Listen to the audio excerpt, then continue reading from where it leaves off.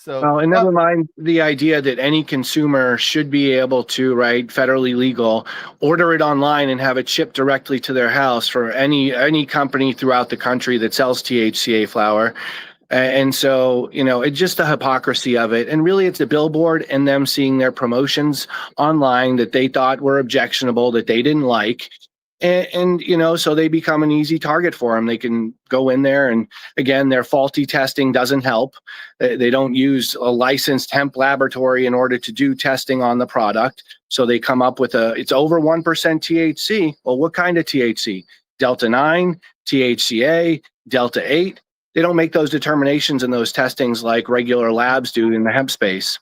And they ignore the testing results that were with all the products when they seized them that show that all of them had a Delta 9 of less than 0.3%. So they didn't even bother to accept the certificate analysis as evidence. They just shut it down and stamped on these people's rights. Yeah. Yep. And the worst thing is, then they took a ton of products that they had no idea whether or not they were legal or not, and they're just holding them. Like a lot of these. Mike, we've talked about this on previous shows too, right? Is that decarboxylation is a real thing. So if they took that evidence, threw it in the trunk of a cruiser, it's 94 degrees in Tampa, that stuff decarboxylates. Now when they go to test it later, it can test hot because they improperly handled it too. Yeah, that is correct.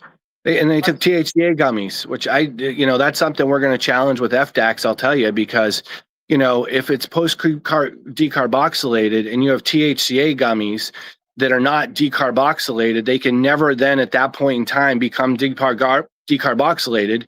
They don't cause an intoxicating effect. It doesn't turn into Delta 9. So how can that also be an illegal product? It doesn't make sense. So, Alan, all of this goes to police accountability, because clearly this is something that has happened. And so police accountability is something that happens on the back end.